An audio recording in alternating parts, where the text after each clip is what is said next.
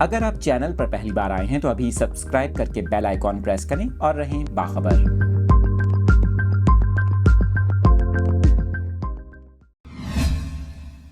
تفصیلات آپ کے ساتھ شیئر کر رہے ہیں ملکہ کوہسار مری سے، جہاں پر آپ کو بتائیں برف باری کا سلسلہ رکنے کے بعد سرد ہواؤں کا راج برقرار ہے، جس سے سردی کی شدت میں مزید اضافہ ہو گیا۔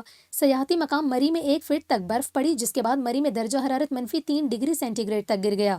پی ڈی ایم اے کی جانب سے مری اور ملحقہ علاقوں میں سیاحوں کو برف باری میں محتاط رہنے کی ہدایت کرتے ہوئے 17 میل ٹول پلازا سے سیاحوں کا مری میں داخلہ بند کر دیا گیا۔ لوکل انتظامیہ کو ہدایت دی گئی کہ سیاحوں کے لیے مناسب انتظامات کریں۔ ترجمان پی ڈی ایم اے کی جانب سے بتایا گیا کہ مری اور راولپنڈی انتظامیہ برف باری کے باعث پوری طرح الرٹ اور فیلڈ میں موجود ہے۔ ایکسپریس ہائی وے سمیت تمام اہم شاہراہوں سے برف ہٹانے کا کام جاری ہے۔